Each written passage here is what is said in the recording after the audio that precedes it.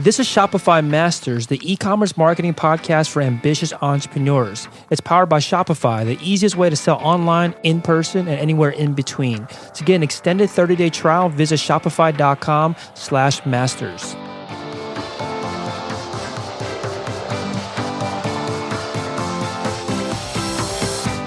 Hey entrepreneurs, my name is Felix and I'm the host of the Shopify Masters podcast. Each week we put out podcast interviews with successful e-commerce entrepreneurs or experts to give you inspiration, motivation, and actionable tips to increase your traffic and sales so your store can generate the sales you need to live the life you want. In the last episode, Travis Beck and David Fisher from Paracable.com told a story of how they were driving 40,000 visitors a day before having any product inventory in stock. On this episode, you'll learn from an entrepreneur that believes success comes from understanding and speaking your customer's language. In this episode, you'll learn what it's like to close down a physical store, how to increase your chances of success when selling on a marketplace, and how to transition from selling on a marketplace to selling on your own store. Today, I'm joined by Cindy Chan from Datoli, which is at animal-jewelry.com.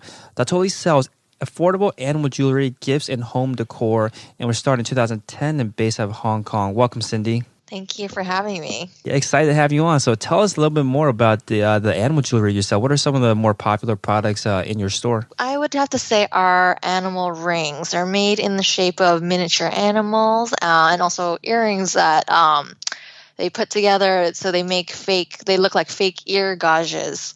Both of these, which are quite popular in our store, but we're also expanding out to include other products as we find new designers and stuff like that. Very cool. Yeah, I think I'm a dog owner myself, so I follow so many dog Instagram profiles, probably more than actual humans. So I feel like I've seen your product, hopefully it was yours, all the time. So definitely want to talk more about the strategy behind all of that, working with different influencers in the space.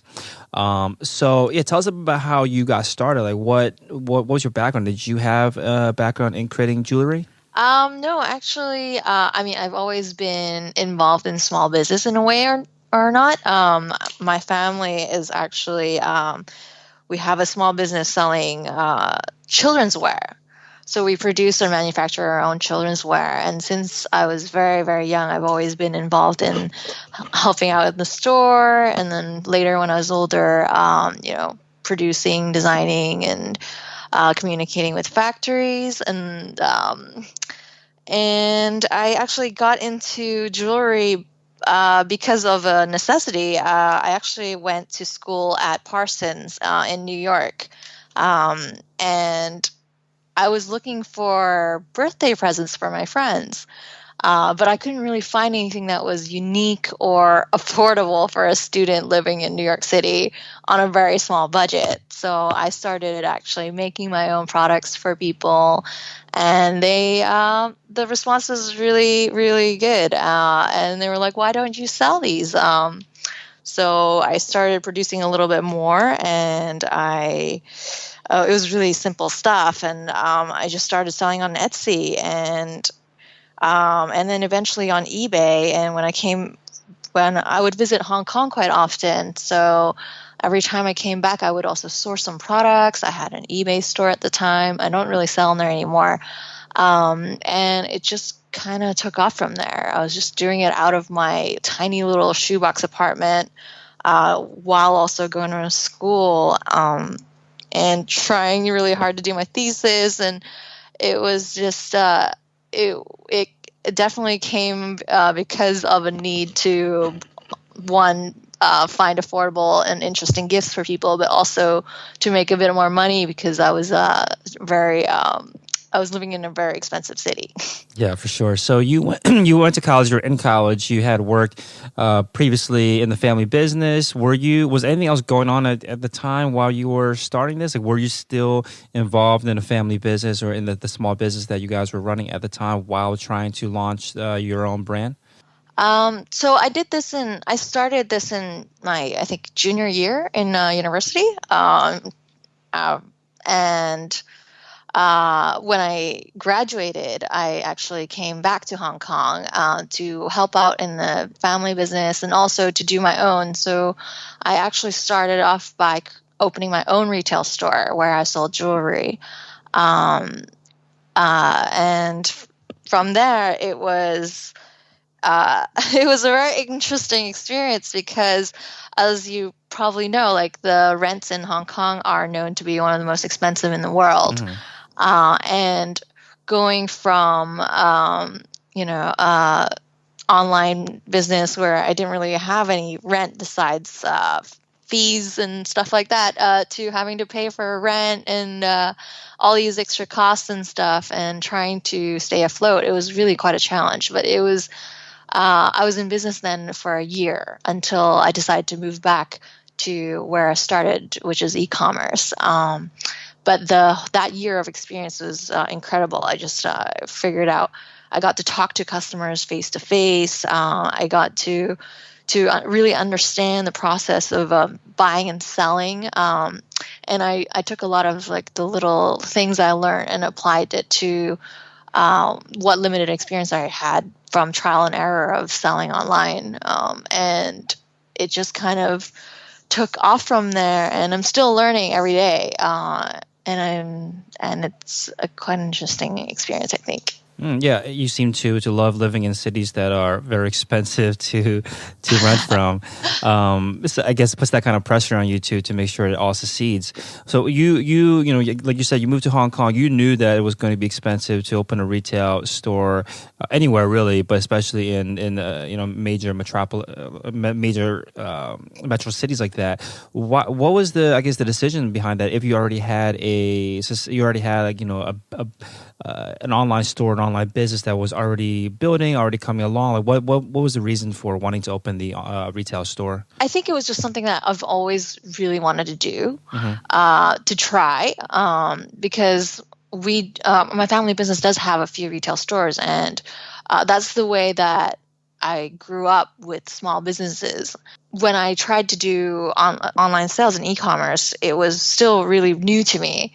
And I didn't really have all the necessary skills and stuff. But I did understand what it was like to work in a brick and mortar retail business. And at the time, I found this amazing location. The rents weren't too high at the time, and I had all this product and that I designed, and also working with local designers in Asia, that I thought would do really well if I sold it personally. Like, I wanted to try. I really missed the hands-on experience of interacting with customers, and and I just decided I would try and do both at the same time. But it took up so much of the time that I actually had to stop my e-commerce business for a while to run that.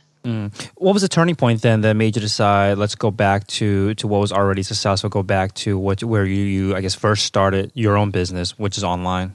I actually got a lot of tourists.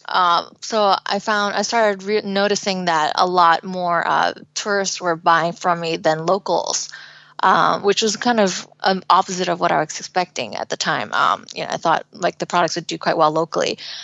So a lot of the tourists that came by who was visiting and looking for unique gifts, or would buy a lot of things that they thought, I've never seen this back where I'm from, like whether it's Australia or Canada or something, and they would buy so many for to bring back as gifts. And they were like, do you sell online? And I get that question asked a lot. And I was like, I used to. And they're like, why don't you do that anymore? I know so many of my friends who would love to. And I gave them my emails and stuff. I was like, let's stay in touch. And eventually I was like, everybody's asking me why I don't sell online anymore. And and obviously I felt like e-commerce was something that more and more businesses are picking up. And I just thought, maybe I should give that another go again, especially since like the cost of running a retail store was really, really high. And so I started it again, and to my surprise, it really picked up. Like, I started on Artfire, actually, artfire.com as a marketplace, like when I started again, and then later on Store Envy as well. And I started selling on these marketplaces where they were doing a lot of the promotion for you, and all you had to do was list products and ship them out. And that's how I started before I started with Shopify and moved on to Shopify. Yeah, I just kind of went from there. A lot of my process was trial and error. Even now, today, I keep learning new things and trying it out and seeing what works and what doesn't, and then developing the experience from there. Yeah, I think that's a great approach. There's only so much you can learn and internalize just by reading or even listening to podcasts. I think a lot of it needs to be just getting out there and playing the game, and then learning not just what works, but then what works for you specifically. Because you aren't always going to be able to find advice that works for your specific situation. But so hopefully people that are on the same path as you or thinking about following the same path can save some time and money by learning from what you've learned. So let's talk about it. So the store no longer exists, right? The retail, the physical store, and I'm assuming that you can't just say one day, okay, I want to go back online. Let me just turn the lights off in the store and walk out. There's probably a lot of costs involved, not just monetarily, but like your time wise. What is it like to close down a physical store? Oh, it was awful, but just because it felt a lot like a failure to give your all. Like it was, I considered doing an actual job, like working for a company, but for me, just to do my own thing, and the challenge of running a business and being involved in every aspect of it rather than just maybe one aspect of a part of a business or company was just something that really attracted me. But not being able to succeed in anything is not easy. So to shut down a store, it was I mean, obviously, it's not something that would feel good. Of course, I would love to still have the store running and profitable, but at the end of the day, if it doesn't make financial sense, then you just have to do what's logical. And luckily, right before I decided that this wasn't working anymore, that was when I started to venture back into e-commerce, and it was, I think, about 2 months before I decided to close down my business. I was starting to sell online again, and I got that up and running pretty quickly. And was luckily the sales were coming in, so I kind of did have a backup plan before I closed my business, and that really definitely helped a lot. So, do you want to eventually go back to physical retail at some point? It would be nice, but probably not in a city like Hong Kong. Rent would definitely be one of the factors. And also, most of our customers are actually located in the US and Australia. And so if we could open there, that would be amazing for sure. Yeah, so if you were to open another store again, or even to go back to the very beginning and open your first store, what do you think you would do differently, or what could you have done to prepare differently that you think would make, maybe some factors are out of your control, but what do you think you could have done differently to improve the potential of success? I'd really have to think about that, to be honest. I've spent so much time thinking about e-commerce that while it would be really nice to have an actual store where we could sell to customers and get like immediate feedback on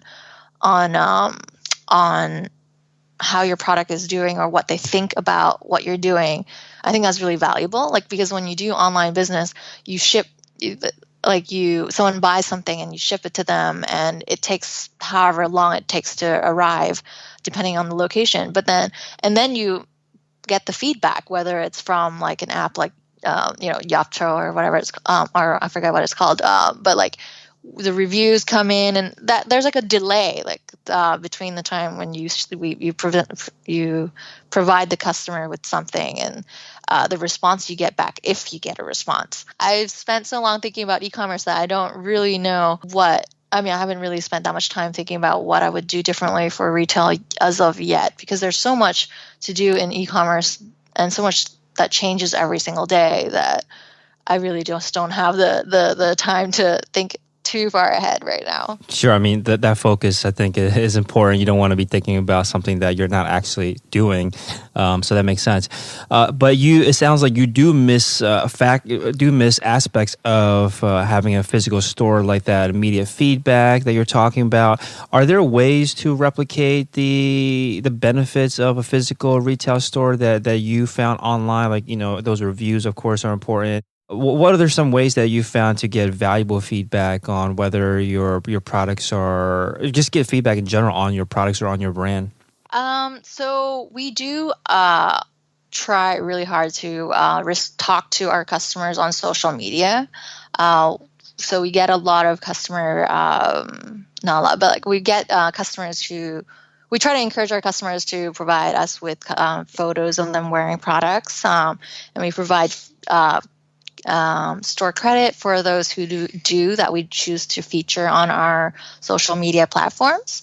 And that then in turn helps us convert better, as it provides social proof for customers potential customers. You mentioned that you incentivize people to share photos with you. One thing I really like about the way that your store is set up is that immediately there's a whole shop or Instagram section which has all of these photos, I'm assuming from your customers, which of course offers that social proof. I think one of the steps that a lot of stores miss is that they will incentivize or ask you to post photos with hashtags on Instagram. But the thing is that people might be doing that, might be collecting somewhere on Instagram, but then it's not kind of completing the entire loop and then coming back to your store as a form of social proof. So tell us a little bit more about this. Like, how did you, I guess, set this up to incentivize? What were you doing to incentivize people to share their customer photos, and how were you actually using these customer photos to improve sales?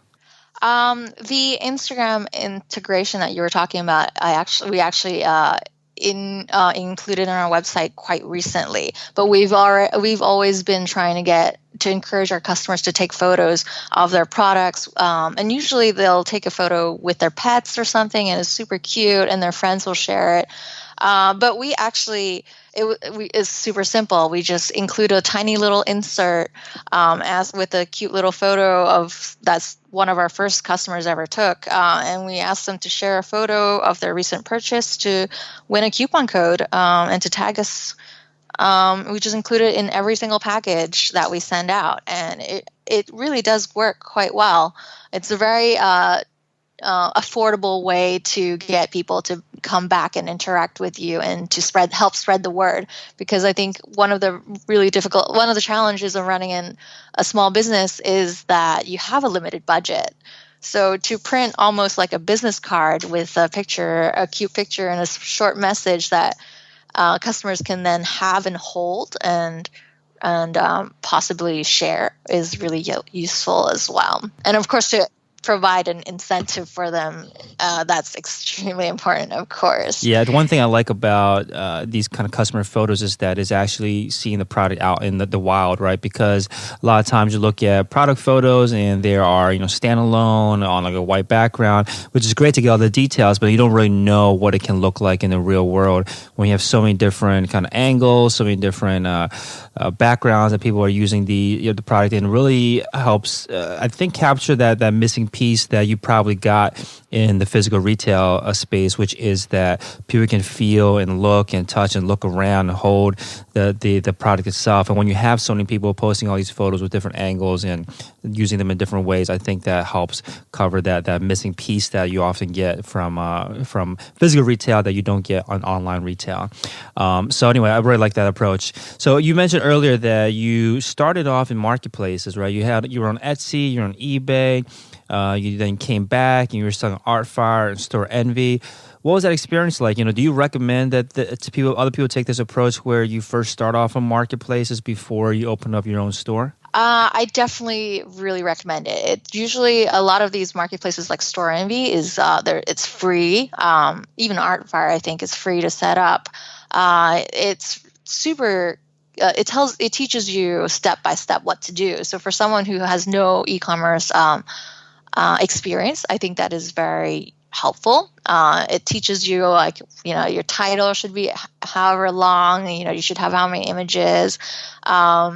And they usually help promote these products on their own marketplace, so that if you don't really understand how to promote your product and get it out there, there's a huge team behind all these marketplaces that does it for you.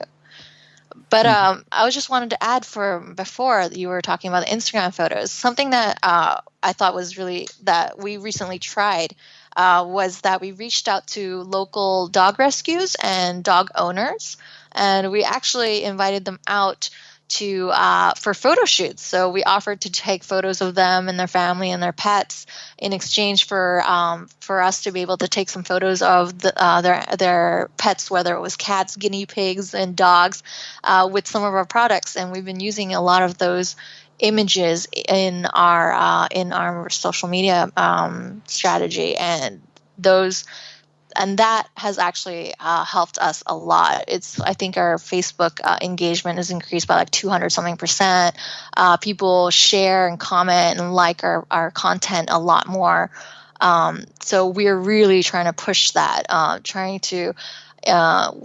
so back to kind of like the actual retail thing, like we actually are reaching out to local businesses and local dog rescues and people who own dogs and love to support small businesses and asking for help. It was kind of our way to create a content marketing strategy pretty much free of charge, like for free, with no money whatsoever. It was we of course we provided them with free products and stuff for their time as well, and also a copy of all the photos. And everybody wanted like some super cute photos with their puppies and their families and stuff. But we took all this content we created and the stories behind them, and we've been trying to send out newsletters to show people that we are a real business and we're involved in our community. And that's been quite interesting as well. Yeah, so you're inviting these customers, past customers or maybe potential customers out for these photo shoots. Why do you think that this is or has been more successful than, let's say, just hiring a model or hiring, model, I guess, pets to come out and just taking kind of photos that way rather than focusing on getting customers out there and taking photos? Like, what do you think makes a difference? First of all, that's quite expensive. And I think for a lot of small businesses or people just starting out, you don't really have the big budget that large companies have.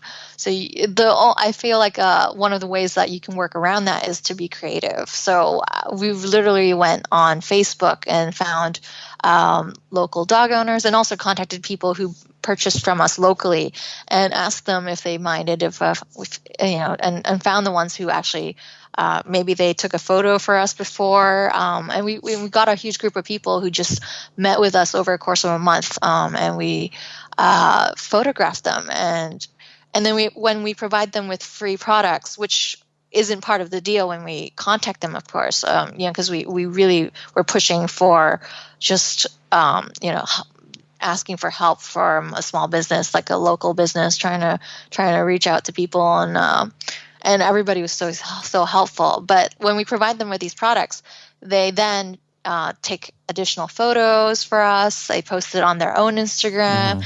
They they show their friends, and it generates so much word of mouth.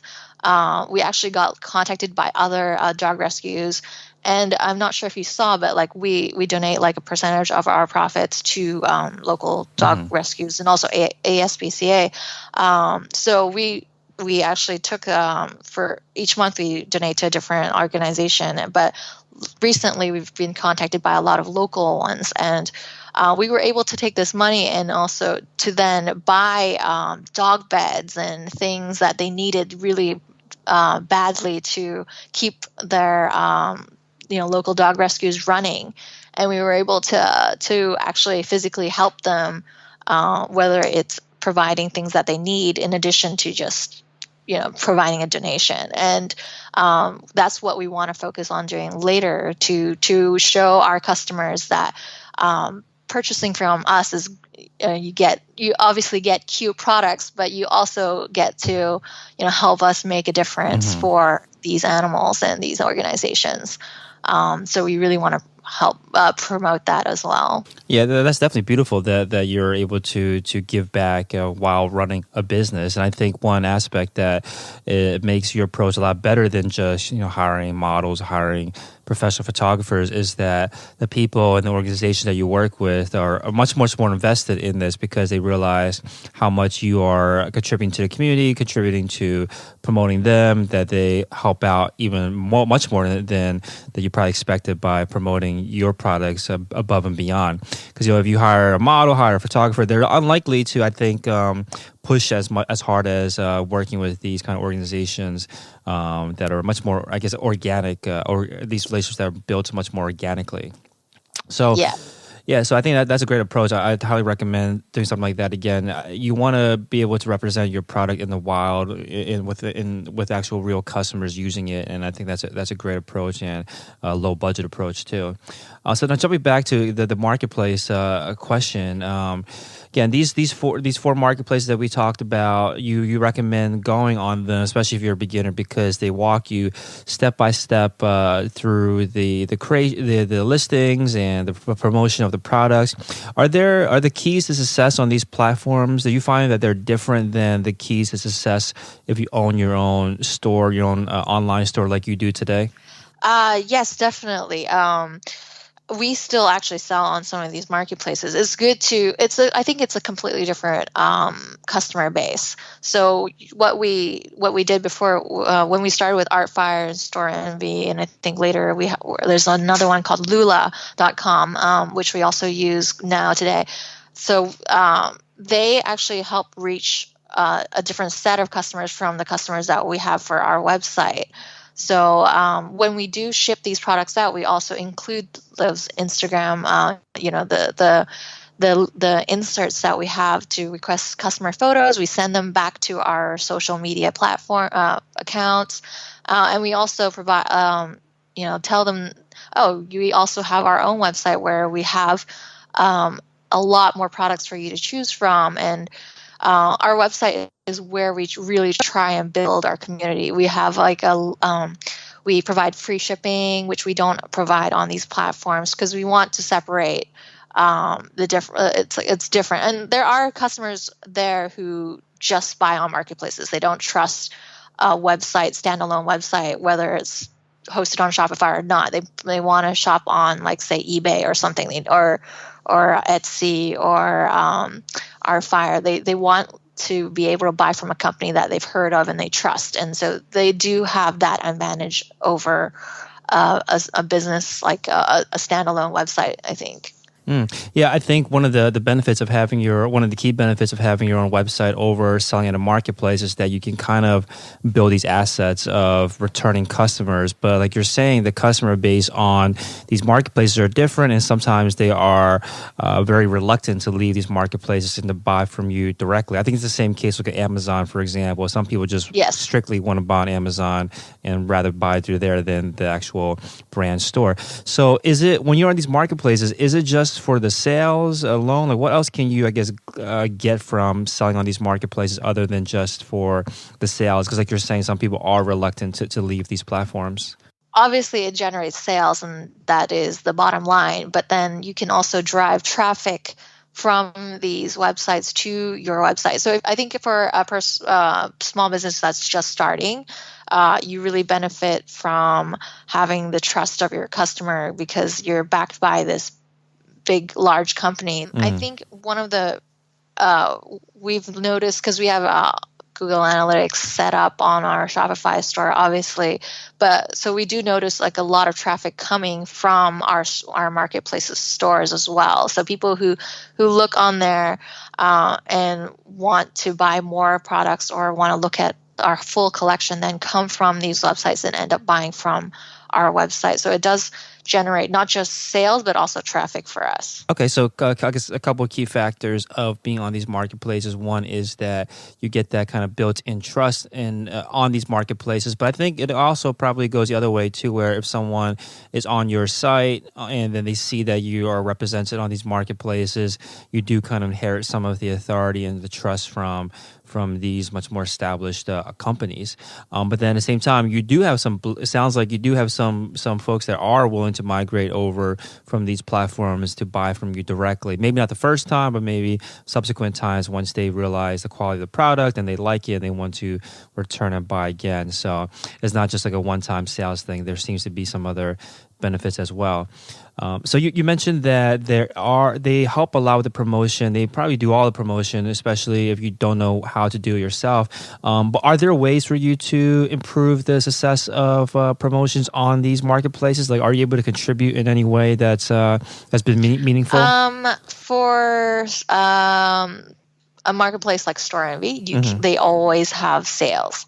So whether it's Black Friday or whether it's Mother's Day, they'll always usually, if you subscribe to their newsletter, they'll contact you, and I mean, you can sign up for it. You can it'll tell you all the requirements you'll need. The discount codes you might need to provide them, and you can then join in the sale. So not all of the marketplace stores will participate. So if you do, then you get that increased exposure as well. Okay, so you have to kind of opt into a lot of the promotions that are coming through from these platforms? And also, if you've been on there for a while, like say on Artfire, and if you can sell a specific amount, or if you have a product that they think is quite unique, then you will. I think some of our products are actually featured on their homepage as well. So that really drives traffic to your web store on there. Mm-hmm. And these kind of premium or prime placements of your product, like on the homepage, which probably gets the most traffic out of any other part of their site. How did that happen? Like, was it just based on your success on there? Like, what do they look for to place to I guess promote a certain brand or a certain web store more predominantly than others? I think it's different for each platform what their requirements are, but I know Store Envy has often they reserve a space on their homepage for the different businesses that they have, or different stores that they represent. I think it comes down to having a unique product and also a product that sells, because ultimately they do want to gain commission on their marketplace sales, or they want to build the traffic and they need something from it too. So if you have a unique product that sells, then it does obviously increases your chance of then being contacted by their support team, and and they might ask you for like a short interview, and they'll feature you on the homepage. But I think right now they don't actually have an option for paid ads yet. But I've heard that that's gonna be something that they might look into. But I know Artfire as well. You can actually, I think you can pay to have it listed on the top of search, kind of like Etsy. Gotcha. So yeah, I guess for the more organic or free publicity, it's probably not the ticket to success, but definitely will help you gain a lot more success once you do have something rolling already, whether that be a unique product or ideally a unique product that also sells.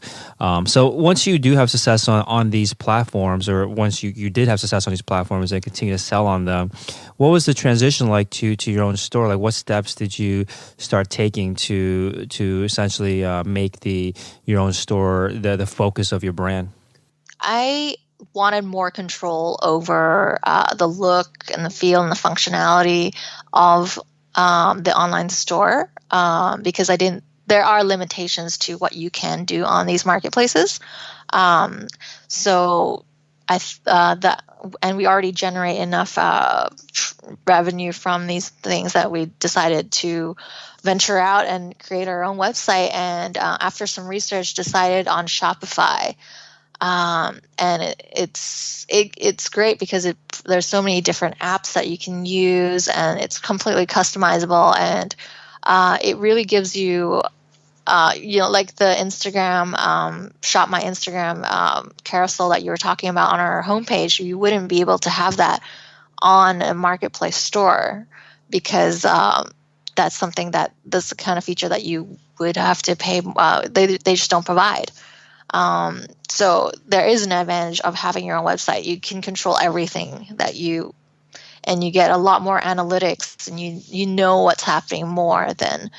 And I think it's something that people that have been selling a little bit or something if they want to expand, it's probably something that you would definitely need to have your own standalone website. Yeah, it's definitely an evolution that a lot of stores have where they have success on these platforms. They've proved out that it's a product that people want, and now they want a lot more control. Then obviously also probably better margins by selling it themselves. So when you did make that transition, I'm assuming that there were some things that you maybe relied on these marketplaces that now you had to do yourself. So what were some things that you had to learn or prepare for or focus more on when you did start to sell through your own store rather than through a marketplace? I think probably everything. It's a completely different process. Like finding someone, choosing a good theme, because that's probably the look of your website is really important. Finding a developer to add extra functions, or finding apps that work for you. So it was a lot of trial and error. It was reading a lot of reviews on the app stores and figuring out what worked for people and what didn't, and visiting their stores. I think that's why leaving reviews on these apps are so important, because people actually click on them and to see what it looks like, and it drives traffic to you that way. I've done so much shopping that way. Just to it was from the beginning. It was a lot of so much of this is trial and error for us. Just figuring out which apps we wanted to install, like what kind of functions we wanted, and of course, the more apps you add, the longer your page speed your page will take to load, and having too much functionality might also be a bad thing. So just trying to figure out what kind of functions we wanted to add, and what we wanted to take away. That was a really and we're still in that kind of stage right now, and trying to figure out what kind of elements to add to have on your website to increase your conversion rate as well. It's all because on a marketplace they decide where everything is. They decide what the buttons look like. They decide everything, and I'm sure that's from the result of a lot of research. But when you create your own website, you can basically do everything from scratch. So you have to figure out. Obviously, there's colors and fonts that your brand will probably have, but then just to figure out where on the page to put your buttons, what to include and what not to include. That there's a lot of decisions there, and we've made a lot of mistakes as well. That then has a huge effect on our conversion rates, and we're constantly learning. And I think we use like Optimizely to figure out how to actually try and add a little bit more analytics and numbers, and figure out like what to do, not based on what we think looks great, but what actually works for our customers. And I think that's really quite Yeah, definitely want to dig into this a little bit more. And one thing that I noticed right from the homepage is that there are three kind of phrases that jump out to me, which is, it says free shipping on orders over $25, 30 days, easy returns, and shop by animal. I'm assuming that these were the three things that maybe people either asked about the most, or maybe you can tell us, like, why did you make those kind of three, features of your business, features of buying from your store so predominant? So the first one, for free shipping, before we actually charged a flat rate for shipping, and we got so many customer emails like, why don't you offer free shipping? Nowadays people expect this. And we were reading on the Shopify blog, we were like, oh, maybe we should really consider, I think it was a podcast where, I forget, and we were like, maybe we should consider how, to provide free shipping on over a certain amount. Also, because we wanted to increase our average order value, which we saw was pretty low to begin with. We wanted to make, of course, the most amount of money per visitor or per customer. So we decided to implement that. And we noticed like a lot of people didn't we also use Hotjar. I think it's called Hotjar, right? Hotjar. So that we watch a lot of the videos and we review a lot of the data that we get.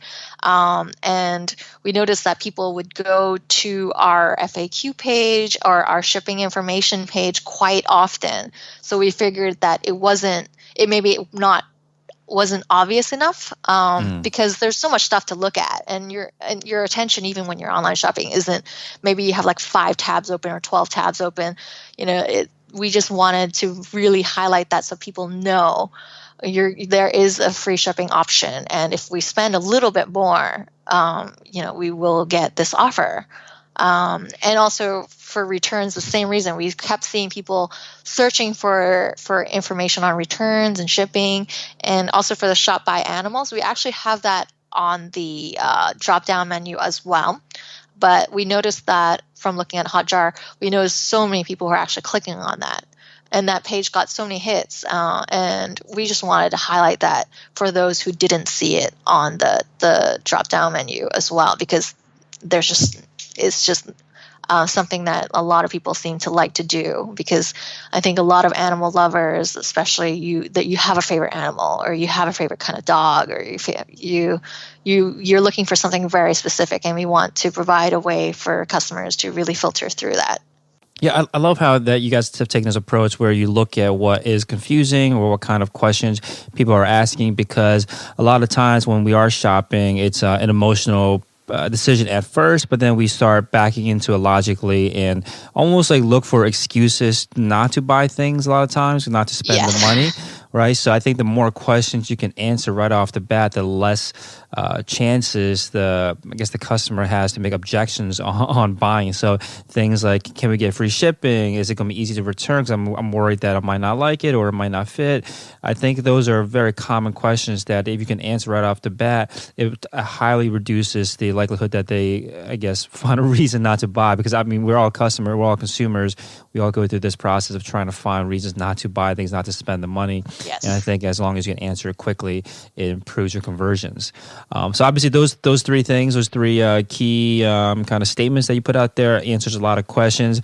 Are there any other changes that you made to the store or to the site recently that has had a big impact on your conversion rate or sales? Let me think about that. Sure.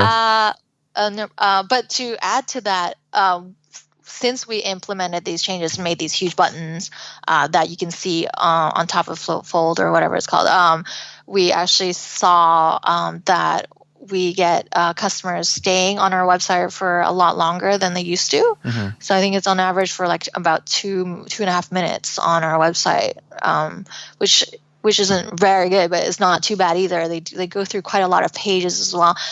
We recently added a collection filter, or is it called a product filter on our website, which is something that you might think is very obvious, as is a lot of things to do with a small business. It's like why you have so many products, why didn't you have the filter to begin with, was something that I thought after I implemented it.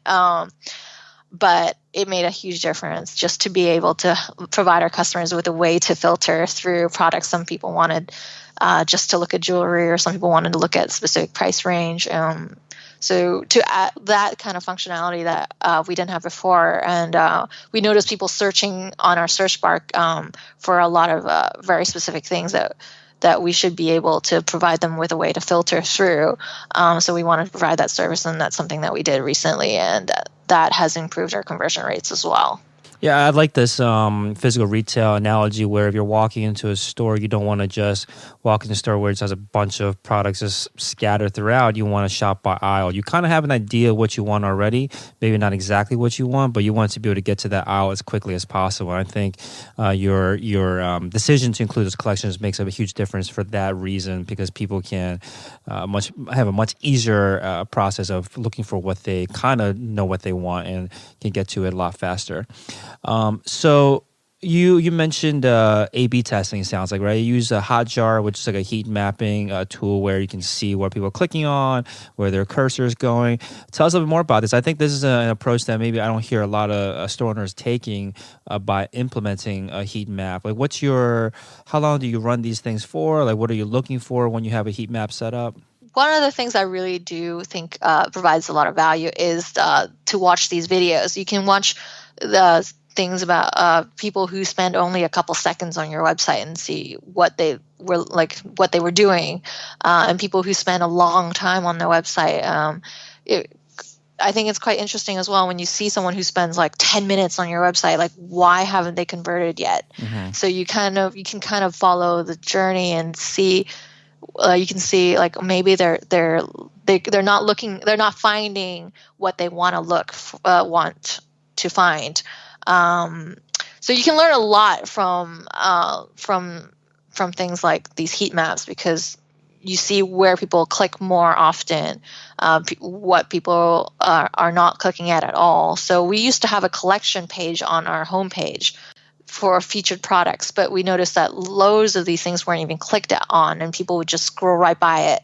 That's why we changed it to this Instagram feed where you can also shop these products. So it provides an additional function on top of just a product. So you can see the product on someone or someone who took a customer photo. You can then we made a lot of changes to changes to our website based on what we've seen. And then we also A/B test like the button colors, the text.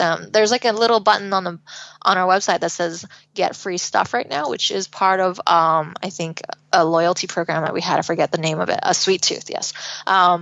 So we actually tried to change the text on that from like rewards program to get free stuff, and clearly get free stuff was the winner there. But then you can then filter it, and we were trying to say get free stuff and shop receive free stuff, and like just a tiny little change can make a huge difference. And so it's extremely helpful. Yeah, I think a lot of people know they need to do A/B testing because you hear about it so often, but a lot of stores don't get started. And I think a big reason for that is because it seems kind of daunting, right?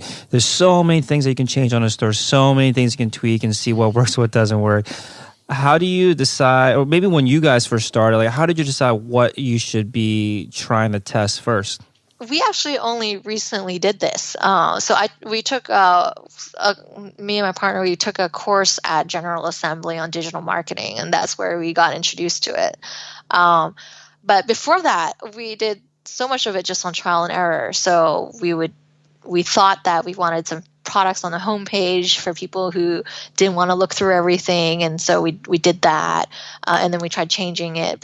And then looking at Google Analytics and seeing like just trying to guess at what was going on. And we made this huge mistake of revamping the whole website without looking at the data first. And that caused a huge problem for us, which we had to roll back to the old theme that we had. Luckily, we made a duplicate of the theme, which is something that everybody should do. But then we rolled back, but then we had these features that we thought were super cool, or we made our website look it looked very nice, but then we learned that you shouldn't really, of course there's exceptions, but you shouldn't really do what you think the customer wants. You should do what the customer actually wants. So you need to look at the data, you need to look at the numbers, and you need to test things.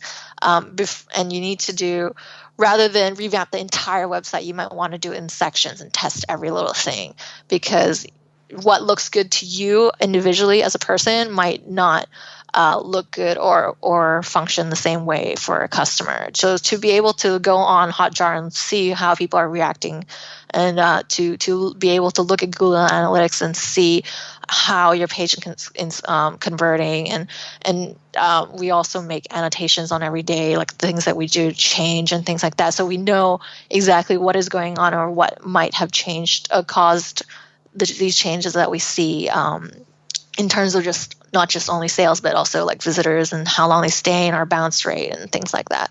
Yeah, I think your thoughts about not making these assumptions like blindly is so important because there's this balance that you have to take right between your intuition, your experience in the marketplace in general, your experience with your customers, and kind of having this gut feeling. But then at the same time, you have to take this with I think what's called like a beginner's mind approach, where you don't assume everything and assume you know everything. Maybe just use those assumptions as a starting point, but you still needs to be backed by data. And I feel like this might have something to do with well, not, I don't know. I don't want to actually bias your answer, but your so your brand name is called Dattoli, but the what domain is animal-jewelry.com.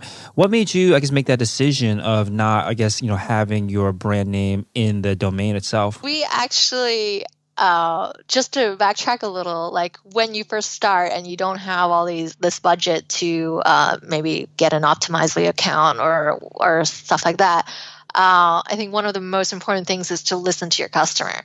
And we actually, and those people who actually take the time to send you an email or fill out the contact form and to provide you with an insight, even if it's a complaint, it's very, very important. And so we actually had customers who called us and were like, they would always pronounce our store name wrong, or it would confuse them a little bit. And so we were just like, maybe we should have, rather than just because we like our store name doesn't mean that other people, it might not be as memorable for other people. And so we decided to actually use a different domain for our store. But listening to our customers is just, it was really important. And while it would be nice to have our store name, and I think we might, just to have, also, it's also good for SEO. I think just for people who search for animal jewelry, then our store actually comes up on one of the first top 3 results as well. I think that also helps some. No, I think that's very, I think, a wise approach, because it does require a lot of control over the ego a bit too, right? Not to force people to know your brand name, and you're doing something much better, which I think is speaking your customers' language, meeting them where they already are, rather than trying to force them to think like you or to be what you want them to be. And I think that's so important. I think a lot of times when you're marketing or you're starting a brand, there's so much forcing involved. But I think a lot of it should be more about meeting them where they already are, and that I think not only makes your job easier, but then it actually have an impact on the bottom line, which I think you guys are seeing, because you recognize that people aren't necessarily looking for your brand name, but they're looking for animal jewelry, and you definitely would help with SEO when you have such a domain like that.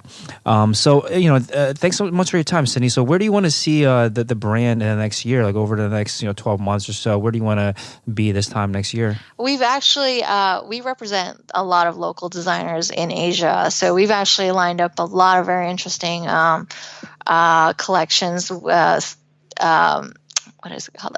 Exclusive collections with these people, that handmade items or items made by like children and villages and places that people don't usually go to, and just representing them, these businesses that don't have an online presence. And we're really excited to introduce that soon, so we can provide our customers with more interesting products and things that they haven't seen before. Awesome. Yeah, it looks like exciting year coming for you guys. So again, Dattoli is the name of the brand. Animal-jewelry.com is the website. Very cool products. Definitely recommend people check it out.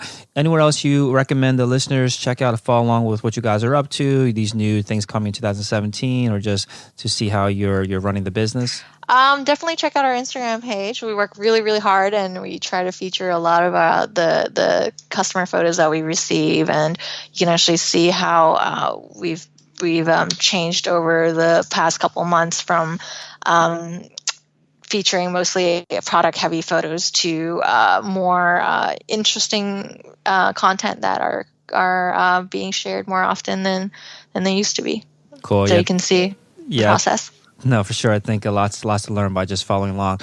Cool. So thanks again so much for your time, Cindy. Thank you. Here's a sneak peek of what's in store for the next Shopify Masters episode. But you can't get to like the optimal endpoint right away, right? You don't just leapfrog to like, here's the 4 things that work best. Like you do have to start by making some very sort of calculated guesses in some cases, but you can also, it's also informed by, it's some data, it's some sort of gut, right? And you put it out there, and then you're going to be able to refine and tweak, and that's an iterative process. But you do have to just start it.